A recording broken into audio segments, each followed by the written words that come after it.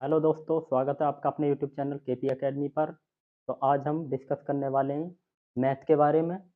और मैथ में भी चैप्टर पहला। तो चैप्टर पहला है संख्याएं, मतलब नंबर। तो संख्याओं से पहले हम ये जान लेते हैं कि अंक क्या होते हैं। देखिए अंक क्या होते हैं। अंक अंक होते हैं हमारे 0, 1, 2, 9 तक होते हैं। 0 से लेकर 9 तक। अर्थात कितने अंक हो जाते हैं टोटल? 10 अंक। 10 अंक हो जाते हैं आपके। एक 0 और 9 ये वाले। तो 10 अंक हो जाते हैं। इन्हें हम दो प्रकार में तोड़ सकते हैं। अंक हमारे दो टाइप के होते हैं, एक होते हैं सार्थक अंक और एक होते हैं हमारे असार्थक अंक। सार्थक अंक और असार्थक अंक। अब सार्थक अंक क्या होते हैं? तो सार्थक अंक होते हैं हमारे 1 से लेकर और 9 तक। 1 से लेकर 9 तक हमारे सार्थक अंक होते हैं। और जो 0 होता है वो होता है हमारा असार्थक अंक। तो आपको याद रखना है, ये जो सार्थक अंक होते हैं वो 1 से लेकर 9 तक होते हैं। और जो असार्थक अंक होता है हमारा 0 होता है। तो हमने अंकों के बारे में डिस्कस करा कि अंक हमारे दो प्रकार के होते हैं, सार्थक और असार्थक। तो अब हम चलते हैं संख्याओं के बारे में। तो संख्याओं के इधर मैंने ये टाइप लिखे हैं। तो अब इन्हें एक एक करके डिस्कस करते हैं हम। तो देखिए, जो पहली है प्राकृतिक संख्याएं। प्राकृतिक संख्या क्या होती हैं? Natural number. तो जो प्राकृतिक संख्या होती है हमारी, वो 1 से लेकर और 1, 2, 3, 4 ये अनंत तक होती हैं। 1 से लेकर अनंत तक। तो प्राकृतिक संख्या हो जाती है हमारी 1 से लेकर अनंत तक। उसके बाद हम डिस्कस करते हैं पूर्ण संख्याओं के बारे में, होल नंबर। तो होल नंबर क्या होते हैं हमारे? यदि हम प्राकृतिक संख्याओं से पहले 0 जोड़ देते हैं तो हमारी पूर्ण संख्याएं बन जाती हैं। तो पूर्ण संख्याएं क्या होती हैं? 0, 1, 2, 3, 4 अनंत तक होती हैं। यदि हम प्राकृतिक संख्याओं से पहले 0 जोड़ देते हैं तो हमारी पूर्ण संख्याएं मिलती हैं हमें। उसके बाद हम डिस्कस करते हैं पूर्णांक संख्याएं क्या होती हैं। तो देखिए, पूर्णांक संख्या क्या होती है, मतलब इंटीजर नंबर क्या होते हैं। तो इंटीजर नंबर होते हैं हमारे -1, -2, -3, -4, माइनस अनंत तक। उसके बाद आ जाता है 0। उसके बाद आ जाता है +1, +2, +3, +4 और प्लस के अनंत तक। तो हो जाती है हमारी पूर्ण संख्याएं, वो पूर्णांक संख्याएं। तो पूर्णांक संख्या क्या होती हैं? -1, -2, -3, माइनस अनंत से लेकर 0, 1, 2, 3, 4 और प्लस अनंत तक। तो ये हो जाती है हमारी पूर्णांक संख्याएं, मतलब इंटीजर नंबर। तो इंटीजर नंबर हो जाते हैं हमारे धनात्मक भी और ऋणात्मक भी और 0 भी। उसके बाद हम डिस्कस करते हैं सम संख्या क्या होती हैं। तो सम संख्या क्या होती हैं? देखिए, सम संख्या वो होती हैं जो 2 से पूरी पूरी डिवाइड हो सकें। जैसे 2, 2 2 से डिवाइड होती है। उसके बाद 4, 6, 8, 10, 4, 6, 8, 10, 12, 14 ऐसे ही क्या होती हैं, चलती रहती हैं। तो सम संख्याएं वे होती हैं जो 2 से पूरी पूरी डिवाइड हो सकें। उसके बाद आते हैं हम विषम संख्याओं पर। विषम संख्या क्या होती हैं? तो विषम संख्या वो होती हैं जो 2 से पूरी पूरी डिवाइड ना हो सकें। जैसे 1, 3, 5, 7, 9 ऐसे ही ये चलती रहती हैं। तो सम संख्याएं और विषम संख्या क्या होती हैं? सम संख्या वो होती हैं जो 2 से पूरी पूरी डिवाइड हो जाए, और विषम संख्या वो होती हैं जो 2 से पूरी पूरी डिवाइड ना हो सके। उसके बाद चलते हैं हम भाज्य संख्याओं पर। तो भाज्य संख्या क्या होते हैं? देखिए, भाज्य संख्या वो होती हैं जो एक और स्वयं के अतिरिक्त एक संख्या ऐसी होनी चाहिए जो उसे काट सके। जैसे मैं बात करूं 4 की, तो 4 1 से कटती है, 1 से कटती है और स्वयं से भी कटती है। स्वयं मतलब ये संख्या है, स्वयं का मतलब है जो ये संख्या है 4, ये 4 से भी कटती है। और 4 के अतिरिक्त एक ऐसी संख्या है 2 जो 4 को काटती है। तो भाज्य संख्या वे होती हैं जो एक और स्वयं के अतिरिक्त कोई एक अंक ऐसा होना चाहिए जो इसे काट सके। तो देखिए, जो हमारी भाज्य संख्या होती है, जैसे 4 हो जाती है, 6 हो जाती है, 4, 6, 9, 12 ये सब हमारी भाज्य संख्या है। अर्थात जो एक और स्वयं के अतिरिक्त किसी अन्य संख्या से भी कटे, तो वो होती है हमारी भाज्य संख्याएं। उसके बाद अभाज्य संख्या क्या होती है? तो अभाज्य संख्या क्या होती है? अभाज्य संख्या वो होती हैं जो एक और स्वयं के अतिरिक्त किसी से ना कटें। जैसे 2, अगर हम बात करें 2 की, तो 2 एक और स्वयं, स्वयं का मतलब है जो संख्या है, 1 और 2 के अतिरिक्त ये किसी से नहीं कटने की। ऐसे ही हम बात करें 3 की, तो 3 1 और 3 के अतिरिक्त किसी से नहीं कटने की। ऐसे ही बात करें हम 5 की, तो 1 और 5 के अतिरिक्त किसी से नहीं कटने की। तो अभाज्य संख्या वो होती हैं जो स्वयं और 1 के अतिरिक्त किसी से ना कटें, वो होती है हमारी अभाज्य संख्याएं। तो 2 3 5 7 11 13 ऐसे ही क्या होती हैं, चलती रहती हैं। उसके बाद हो जाते हैं सहभाज्य संख्याएं। तो सहभाज्य संख्या क्या होती है? सहभाज्य संख्या वो होती हैं जिसमें ऐसी 2 या 2 से अधिक प्राकृतिक संख्याएं जिनमें 1 के अतिरिक्त कोई भी कॉमन फैक्टर ना हो। जैसे 2 और 3, अगर बात करें हम 2 की और 3 की, तो इनमें 1 के अतिरिक्त किसी से नहीं कटने की है। 1 से तो कट जाएंगी, तो मैंने कही 1 के अतिरिक्त कोई ऐसा गुणनखंड हो, उभयनिष्ठ गुणनखंड, जो इन्हें काट सके। तो 1 के अतिरिक्त कोई भी ऐसा उभयनिष्ठ गुणनखंड नहीं है जो इन्हें काट सके। उसके बाद बात करें हम 4 9, ये भी क्या है, एक सहभाज्य संख्याएं हैं, क्योंकि 4 और 9 में कोई भी ऐसा उभयनिष्ठ गुणनखंड नहीं है जो इसे काट सके। मैं बात करूं 4 को, तो 4 2 से कटता है लेकिन 9 2 से नहीं कटता। बात करें 9 की, तो 9 3 से कटता है लेकिन 4 3 से नहीं कटता।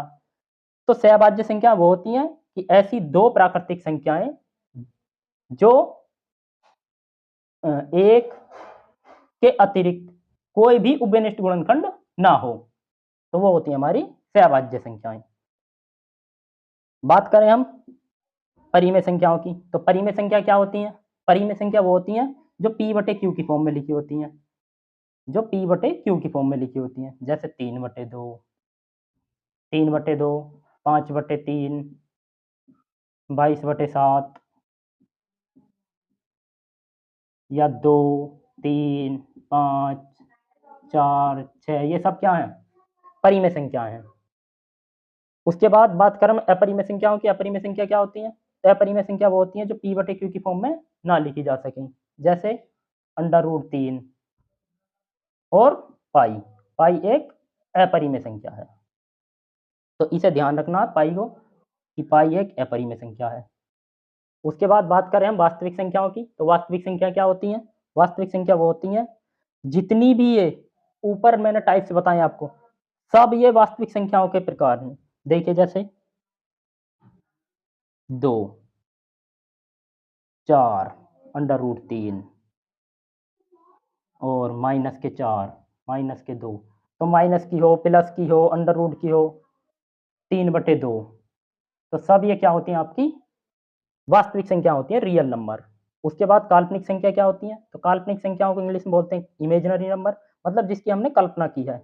जैसे -√3, अर्थात यदि हम अंडर रूट के अंदर माइनस लगा कर लिख दें तो इमेजिनरी नंबर बन जाता है, काल्पनिक संख्या बन जाती है।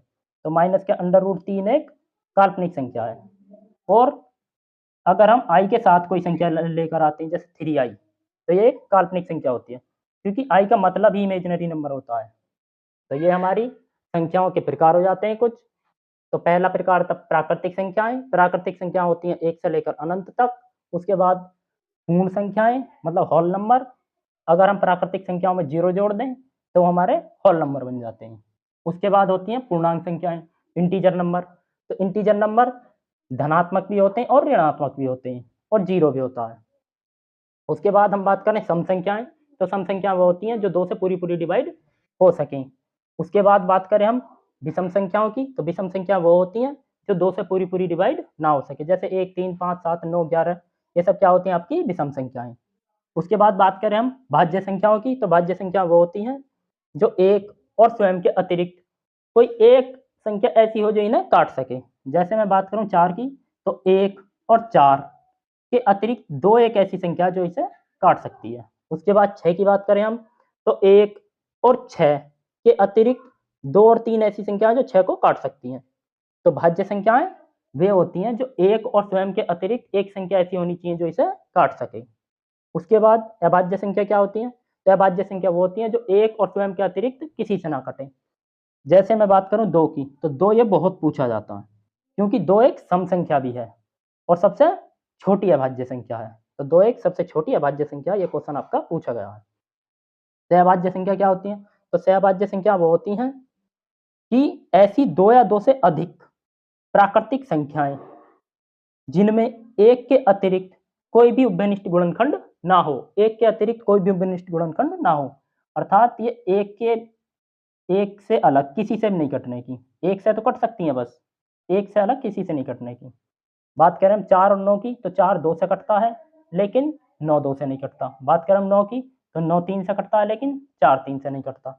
बस एक ही एक ऐसा अंक है एक जो इन दोनों को काट सकता है। अगर हम एक की बात करें तो एक से एक कट सकती हैं दोनों, एक से कट सकती हैं हमारी दोनों संख्याएं। लेकिन हमने कहा है कि एक के अतिरिक्त ऐसी संख्या हो जो इन्हें काट सके, तो कोई भी ऐसी संख्या नहीं है जो इन्हें काट सके। तो सहअभाज्य संख्याएं। परिमेय संख्या क्या होती हैं? जो p बटे q की फॉर्म में लिखी जा सकती हैं।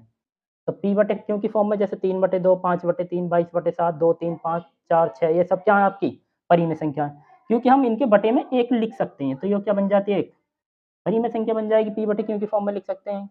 क्योंकि 2/1 का मतलब 2 ही है, 3/1 का मतलब 3 ही है, 5/1 का मतलब 5 ही है, 4/1 का मतलब 4 ही है, 6/1 का मतलब 6 ही है। तो हम बटे में किसी के में भी एक लिख सकते हैं। तो ये क्या हो जाती हैं? परिमेय संख्याएं। बात करें हम अपरिमेय संख्याएं, तो अपरिमेय संख्या वो होती हैं जो या तो अंडर रूट के अंदर आए, या जैसे पाई है, तो ये क्या है आपकी अपरिमेय संख्याएं।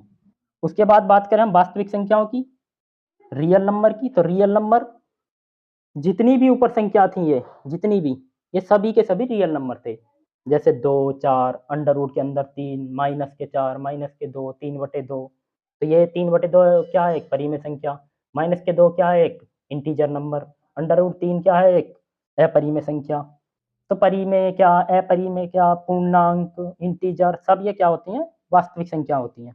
उसके बाद बात करें हम काल्पनिक संख्याओं की, इमेजिनरी नंबर की, तो अगर हम अंडर रूट के अंदर माइनस लगाकर लिखते हैं कोई भी संख्या, तो वो इमेजिनरी नंबर होता है। या किसी के पीछे या आगे अगर आई जोड़ दें हम, आई के साथ कोई संख्या आती है, तो वो हमारी इमेजिनरी नंबर होता है। तो देखिए ये आपके संख्याओं के कुछ प्रकार थे। उसके बाद अभी 2 प्रकार और रह जाते हैं। एक है हमारा पूर्ववर्ती, एक है हमारा परवर्ती।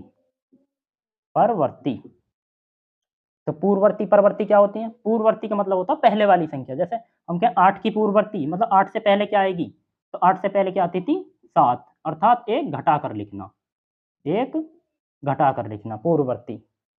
परवर्ती, परवर्ती पर मतलब होता है बाद के लिए। तो अगर हम बात करें 8 के बाद क्या संख्या आएगी? तो 9 आएगी, अर्थात एक जोड़ कर लिख देना।